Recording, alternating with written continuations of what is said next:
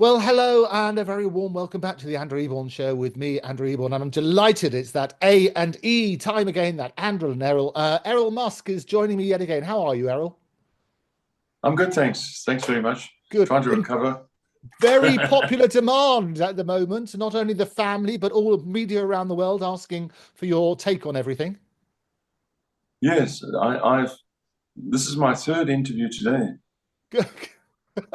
It's always your favorite, though. This is always your Two favorite. more coming. Yeah, No, no, absolutely. I enjoy our chats. It's more relaxing, you know. Yeah, well, what I love about Yeah, our chats, Errol, as well, is that we have sufficient time to unpack things. It's not like here's a couple of minutes, give you a yeah, soundbite.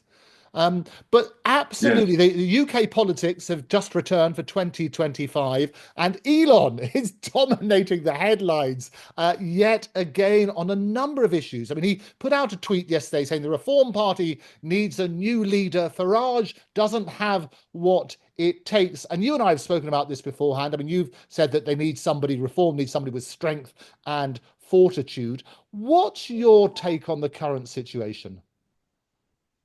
Well, last week, in fact, I was interviewed uh, by people who asked me, moment's notice to come on Talk TV, I think it was. It could have been another one, in which I said, I don't think Farage is strong enough to be the leader. Now, that's not a personal, I'm not taking, as a person, I'm sure he is a nice man. And it's a question of whether uh, have the leadership quality that's needed. And, I didn't really see it. I didn't put it like that. I said, I don't think he's strong enough. You need to be really strong. At the present time, Tommy Robinson is sitting in solitary confinement for 18 months for transgressing on a simple civil matter. And this is wrong. So he's a political prisoner, and nobody's doing anything about it. And then, of course, you've got all this information coming out through whistleblowers of the raping that's taking place of English girls by these people from third world countries. And, and nothing's really being done about it. It's been hidden. And Elon has actually reacted to that by not only suddenly saying to Nigel Farage, what have you been doing? What do you do about it? He has been saying to Nigel Farage for some time, what are you doing about it? And nothing has been done about it. And as we see it right now, Nigel, nice person, no doubt, and certainly a man who's capable of heading a ministry. But at the same time, it's armchair politicians, and that's not enough. At the moment, things are really bad in England. I mean, this Starmer guy is playing hardball. I don't think you people can see it. Sometimes when we're in the midst of it, you can't see things, And so we, in the outside world, we see it. And we see from our own experiences that you've got to do something about it. Armchair politicians and armchair generals and so forth, they don't work anymore. And, something's got to be done about it. Starmer, in the way that they're doing, is tearing your country apart. And, something's got to be done about it. And Farage is And not to Elon's really there. credit, and lots of people have come out and said, look, without Elon, there would not be a spotlight shone on these horrendous issues. And I always say truth doesn't mind being questioned. A lie doesn't like to be challenged. Well, yes. I mean, if it wasn't for Elon, now I wouldn't say this as a rock hard statement, but I certainly feel it's true. If it wasn't for Elon, Trump would not be in power, be coming into power. Elon bringing 250 million viewers that follow him into the equation had a tremendous effect on Trump's chances. In fact, the Democrats, and I have been there and spoken with a lot of them, the people there and so on, were absolutely convinced. They had absolutely no doubt that Kamala Harris was going to win this election. They were totally, absolutely, totally convinced of it. And of course, not only did she not win, she was really hounded out. The country is red from one end to the other. It's been united. Anyway, so the Trump effect obviously will see its way across to other countries around the world. Everybody's had to take note, that waste and absolutely dopey ideas have no place in the world. And, and so people are waking up to that. And I was reading about people in England on a little bit of another tack, where a man was talking about he gets a good wage, and his wife was with him, and classy sort of people. And they're saying at the end of the week, or whatever the pay date is, I don't know, a month or 2 weeks, he has 40% of his salary to use, and that's wrong. That's terrible. And in exchange for it, you have these so-called socialist programs. But if you have to wait 18 months for an NHS appointment, I don't think that's something to brag about. It's absolutely scandalous. And well, Elon tweeted again, lots of tweets. He's been shining his spotlight on particularly on the UK at the moment. But he says his latest thing was Starmer must go. He's a national embarrassment, is what he said. And again, I know you share those views, don't you? Yes, I agree. And I mean, Starmer's not worried. He's got some big shadow people has propped him up there. And so he's banking on his supporters, And so, I mean, the people in the shadows that seem to be looking after him. So I can only imagine that this is a battle royal. This is not going to be an easy battle. And so you do need someone, as I've said on other occasions, that's really strong and is prepared to, be crucified. I mean, and not somebody who's really just wants to have a bit of a chat between fags, if you understand what I mean. And so, you look at, I said, for example, on a channel that Tommy Robinson is very likely the future PM of England. And people were shocked, how could you possibly say something like that? Well, I say that because I'm a student of history. And in history, the number of times that this has happened is just innumerable. Those that were imprisoned for their beliefs later became the leaders of those countries. And certainly, even in modern times, I can think of at least 10, maybe 20 heads of state that happened to. And so you need a person that's prepared to, put everything on the line. And this Robinson guy, to a certain extent, is the only one who's done it. Yeah. And so what do you like? You talk about people who've been imprisoned and then became leader. I'm obviously in South Africa. Are you likening Tommy Robinson to Nelson Mandela? Well, yes. If you look at Nelson Mandela, for example, Nelson Mandela was found guilty of bombings, various bombings. One bombing, in fact, was placed at the foot of a high tension line, which came down on a number of homes and killed a lot of innocent people, for which he was sentenced to death for the act. And at the time, he was not viewed as someone that was wonderful or anything like that. And fortunately for everyone, his death sentence was commuted to a life imprisonment, I believe. And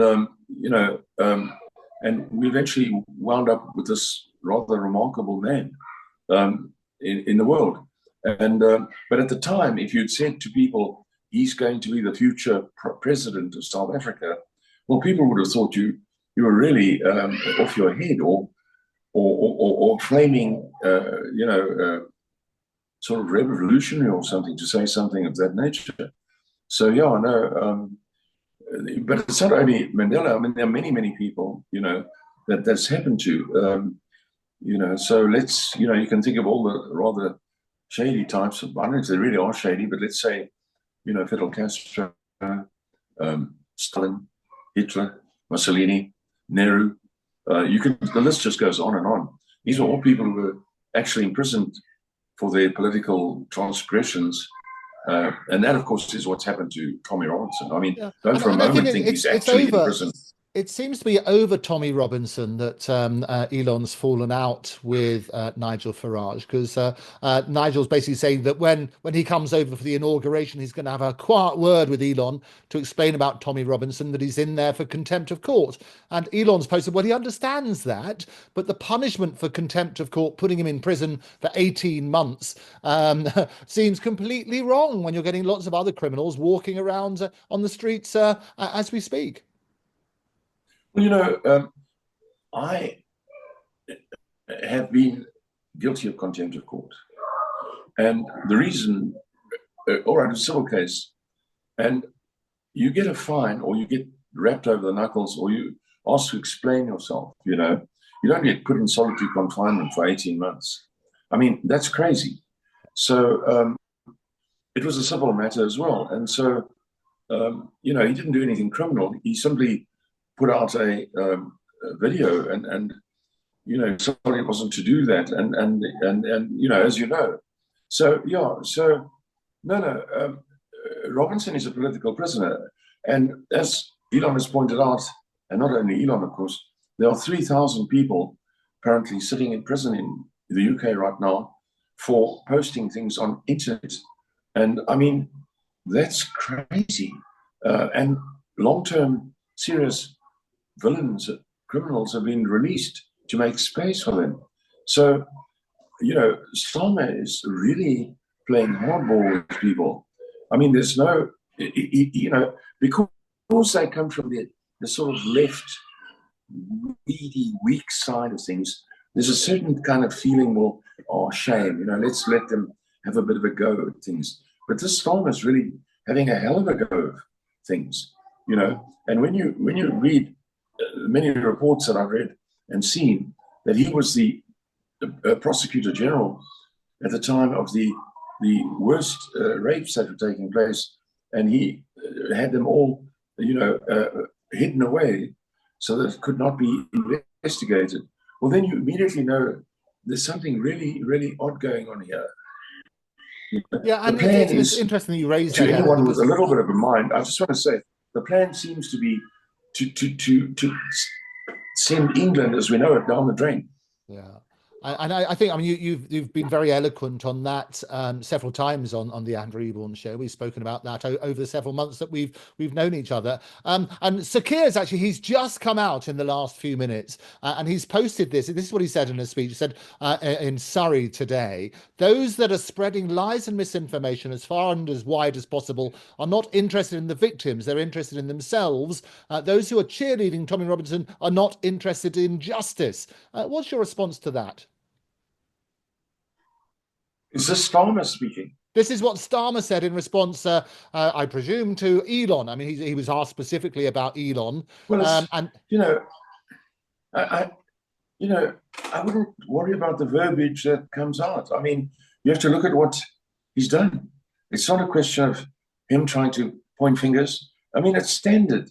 Whenever you have a situation that's difficult, the bureaucrats or the civil servants or whoever it is, step back and rely on some rule that's in some book that was written about this, and you have to go about it in this and that way. You don't do it like that, and you have to do it this way and that way, which is just another form of obfuscation. And so, to avoid people having the opportunity to do anything about it. No, I wouldn't worry about Starmer. Starmer's cooked. I mean, he's finished. Everybody can see it. This thing's hanging on with a thread there. Even people in England are saying in large numbers that he hasn't going to see the year out. And it wasn't long ago when people were saying, oh, well, he's got 4.5 years. And now they're saying, well, he's not going to see the year out. And my own feeling 3 or 4 months ago when they had the riots was this government won't be able to stay in power beyond February. Yeah, no, You know, you've said that so quite a few times here. Is that February is your deadline, and people who are betting, if they put a bet on it, there is in fact a debate going on later today, in the House of Parliament about should this government be basically pushed aside and have another general election. That's happening in the next few hours, and I'll get your take on that a little bit later after that debate has happened. But basically, as Director of Public Prosecutions, that's what Starmer was. He did approve charges against the Rochdale grooming gang in 2013 and implemented CPS reforms on child sex abuse cases. But it's a question about, and it really is shining a spotlight. I always say that sunlight is the best disinfectant. And why on earth people wouldn't want a proper public inquiry into these horrendous cases? And I also do, what I don't like, Errol, as well, is this euphemism when they call them grooming gangs. What they are rape torture gangs. If you read the reports about what's gone on, it is absolutely abhorrent, isn't it? yes, absolutely. And England has always been the place that people in the outside provinces or countries always thought, well, if everything doesn't work out here, I'll go back to England and I'll find a little cottage in some little town, and it'll be wonderful, like Benjamin Franklin did that, when he was in the early stages of the American Revolution. He went to England and he said, it's so much nicer to be here. I'd rather stay here than go back and fight for my countrymen. But he did go back. But England has always been a refuge. And so now all of a sudden it's not a refuge anymore for its own people, who are apparently less important and have less say than illegal immigrants. So, it's not rocket science. Everything is written in huge banners for people to see. And it's a question of the old thing, like your average, grade 6 or 7 pupil at primary school would just believes that the principal and the school, and then obviously a little later on, the government does no wrong. They're always right. And so, you just obey and you do what you're told. But we are seeing things happening. We were seeing things happening in America that are so over the top. I mean, Soros has just been made a Medal of Freedom recipient. When everyone knows that this man has gone out of his way to buy up, courts and sheriffs and so forth throughout the country, and people have reached the point where they realized that they've got to do something about it. Now, as my history teacher told me, politics is about 50% of your life for people. That's in a country that's bumbling along. In a country that is not doing well, is really bad, that grows, that gets worse. So you can wind up in a country like maybe Nazi Germany, where politics is like 95% of your life. And then what you would have on the other hand is when a country is run exceptionally well, politics becomes 10% of your life because it's just run so well, And so it's that scale that you're looking at. And so in a lot of the situations that we live in today, we have a situation that politics is perhaps as much as 50% of your life because you can't ignore what's going on. And in England right now, I would imagine for most people, politics has become about 60% of their life. Yeah. And it's certainly, and what's really important, there's some very key issues like Hillsborough, Windrush, Grenfell. You had the post office scandal over here. You had the tainted blood scandal. And what it was is the media who basically shone a spotlight, who forced the sort of political landscape. And that it seems to be Elon's role now, is shining this spotlight. And I always say sunlight is the best disinfectant. Some of his rather colourful language, though, the safeguarding minister, Jess Phillips, Elon labelled her as a rape genocide apologist in relation to grooming gangs. As you know, it's a euphemism. It's basically a rape torture gang. And basically, she rejected Oldham Council's call for government-led inquiry. Do you think his language, calling her a rape genocide apologist, is constructive, or does that cross the line? No, not at all. I think he would have chosen his words quite carefully to make a statement like that. I would think that can I just stop for a moment? Of Can course. you stop for a moment so I can put an end to that noise? Yes, no Can you do problem. that? I'll pause you Can you briefly. edit it? We'll take a break. Welcome back. That's one of the joys of things when we do remotely. You get family life behind you as well. So I've had the joy of meeting some of your family remotely as well, which has always been fun. Yes. We were talking the horrible situation about these rape torture gangs and the circumstances and the evidence which is coming out.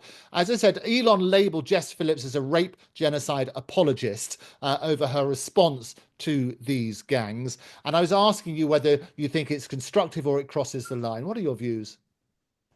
Well, yes, no, I don't think that's harsh language at all. I think it's probably accurate, very accurate language. It's very accurate under the circumstances. If you compare that sort of language with the things that some of the ministers that are in the British government at the moment said about Trump, including, I think, the Deputy Prime Minister woman, the things they've said about Trump are vastly, they're so bad that you can't go and shake hands with that person afterwards.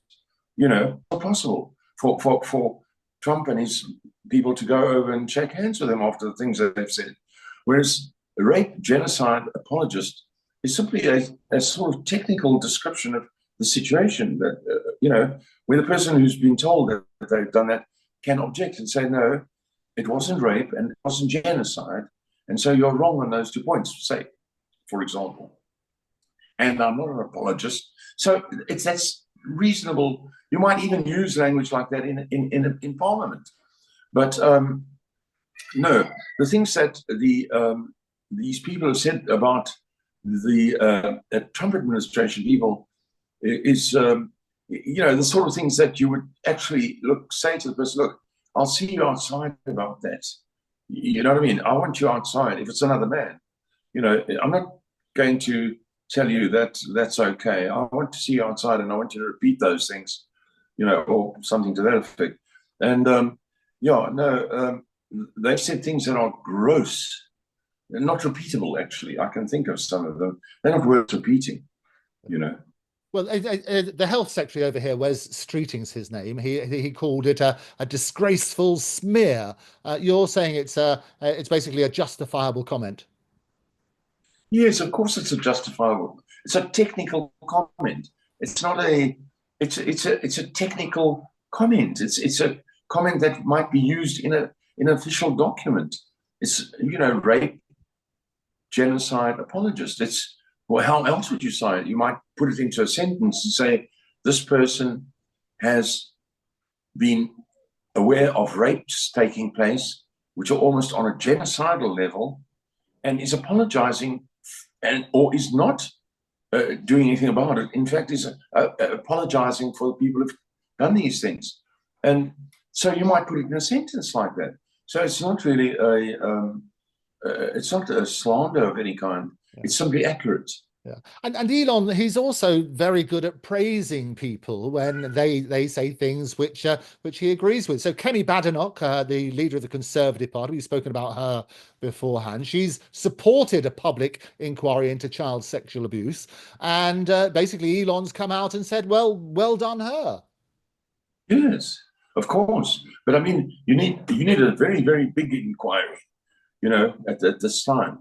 If even only a small percentage of the things that they say happened, the whistleblower, I listened to the whistleblower woman talking for a long time, one of them, and if only a small percentage of those things happen, then it warrants a very serious investigation. Yeah. I mean, you can't have, almost institutionalized rape occurring in a country. I mean, you can't do that. I mean, it's not that you can't do it. It's beyond belief that anyone could even remotely tolerate anything like that. Yeah. And if you have children, right, Errol, I think that there should be no harm in finding out who knew what when. The only mistress, if you like, that we have is the truth, isn't it? Yes, they want the truth to be broadcast, and again we come back to the fact that England being, well, I always talk about England, but obviously I include Scotland and Wales and Ireland and so on. But I mean, England has always been the place where people do the right thing. It's always, for us in the sort of provinces and things out in the world, England's a place where, we do bad things, but if England would come and, punish us if they heard about it, because England's the place where only the good things are done, if you know what I mean.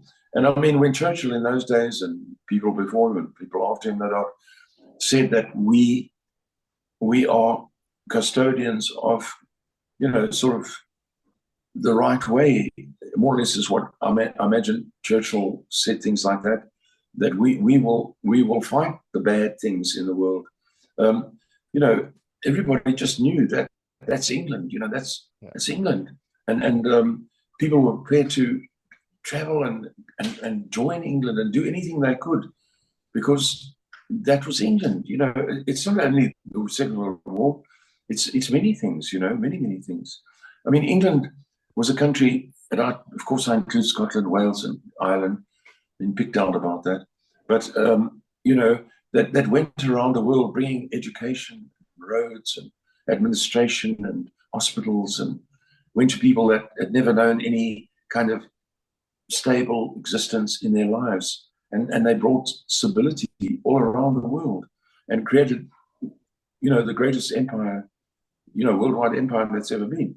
So, England is England, I don't know how else to put it. No, I think it is so important. And well, Elon's gone as far as to call on the king to dissolve Parliament about this. And as I say, in the next few hours, there's going to be that debate in Parliament following the petition, which got over 3 million people saying that there should be a new general election. The reality, however, Errol, is that they're probably going to win that vote and that debate, and therefore they'll still be stuck in. But the power of the people, and this is the important point, is that Elon has basically, he's hit a nerve. He's got the people behind him. Oh, yeah. Where do you think he wants to go personally with all of this? Well, I think, it's difficult to say. I'm sure what we want is something similar to what has happened in the United States. The election of a government, a clean-up government that's going to clean up things. And I suppose that would be, the sort of sensible answer. But at the same time, politics is like the weather. It's more difficult than the weather. You can predict the weather. It's very difficult to predict, politics. But I think nothing would be happening. Nobody would be complaining. Elon would still be building cars and whatever for a long time now. If it hadn't been for Biden, people from South Africa, as I've mentioned before, coming from the apartheid country that he did, they went to America and they didn't wave any flags. They joined in with the most so-called, well, I like the word progressive. I don't call those some people progressive, but unfortunately that's the label they get. Liberal is another one, and he joined with those sort of people to not shake up anybody's feelings, sort of thing. And he would have still been building cars and looking at the next type of airplane or something like that.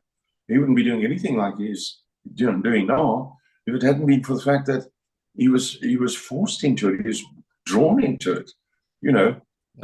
It's like walking past a commotion or a quarrel or a fight that's going on, and you're being drawn into it. And you can walk away and leave some poor woman or something being beaten up or whatever it is, or you can get involved. And of course, in this case, he decided he's going to get involved. And, again, he hasn't done himself any favors. He's lost a lot of so-called friends, and they all really stupid people who are just living on all their gains and things and not worrying about the rest of the world. No, we are really people, I suppose, in this family who really look at others and places and we don't like it if things are not good for other people as they might be And for thank us. goodness you are calling it out. As I say, people, and this is the whole point about freedom of speech, is that we want to encourage different views. So at least the topics are debated. You've got German, but it's not popular with the politicians. German Chancellor Olaf Scholz has said about Elon, don't feed the troll. He said about the sort of comments there, and his Elon supporter of the AFD party, whilst obviously talking about the current leaders. You've also got the Norwegian Prime Minister. He's basically criticised his Elon's involvement, calling it worrying. Should these politicians be worried? Well, you know, they're all part of the same group. They've managed to get themselves elected. There are people who don't do anything, and most of the time, their way of getting making their living is to be parasites on the rest of us. So you can expect that from them. So I've been watching quite a lot of talks by the AFD. Mostly it's women talking. In fact, I haven't heard any man from AFD speaking. And I think, in fact, the leader of the AFD is a woman. And there's certainly nothing right-wing about them at all. But they are described as far right. There's nothing right-wing about them at all. They are totally common sense people. And they talk absolute common sense. I'm sure you've seen some of them talking yourself. No, absolutely. Well, Elon's going to be doing a discussion, a live discussion with the AFD Chancellor candidate, Alice Weidel, on his social media platform X before the German election on the 23rd of February. So he's obviously throwing himself right front and center of all these debates. And however much the politicians resist it, the general population are turning around and saying, look, Elon's the hero in this, isn't he? Well, yes, of course. Of course they see that. And he doesn't have to do this. He doesn't have to do this. He could be off on some, private island or something, with a big yacht outside, and he could hire all the entertainment he wanted, and he could just flop about all day, boozing or something. And he doesn't do that. Instead, he makes his life miserable by actually taking up the cudgel on behalf of people he feels are not getting a fair shake. I mean, it's obvious. He's not some ego-driven maniac or anything like that. He sees what's going wrong, and he doesn't like it. Just like you, just like me, and most of us. You yourself, in politics, you yourself, Errol, in politics at a very early age. You're a seasoned politician. You know how to navigate these various things. Yes, I do. What advice would you give to Elon at the current situation? Carry on. Carry on. Exactly the same. Do not change one bit. Keep on exactly as you are. You are hitting nerves, as you've pointed out, left, right, and center. And, these people know it. The decent people in the world are the people that Starmer and his crowd, people like that, and the current German government and so forth, take advantage of, because they are the people that will always say, well, I'm sure they're trying their best, I'm sure if you think of your aunts and uncles and so forth, you wouldn't want to question. They're doing their best. Don't you worry. They're doing their best. In reality, they're not. They have some crazy agendas that somebody has taught them or put to them that, somewhat equivalent to 84, 1984, George Orwell's book, where somebody's convinced them that this is the way to go. And, I can't understand why. But that's what they want. I think it's got a lot to do with fear.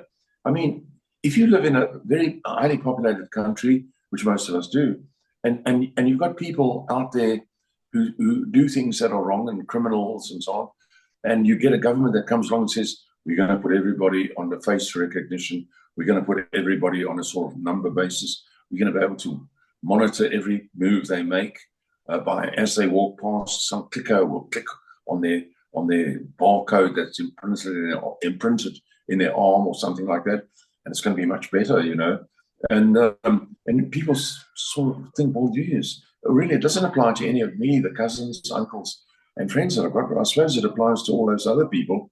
So I guess we'll just go along with it as well. Yeah. You know, So these people sound then get advice away from with it. a seasoned politician is carry on. When Yes. we come back, we're going to be looking at the situation in the US. We're also going to be talking about the success that SpaceX has been and around the world, phenomenal successes. Also looking at revelations about Elon's tremendous charitable donations, which have come out as well. And what I also want to look at is this new Bitcoin, which has been sort of hinted at. But for now, Errol Musk, thank you very much for joining me.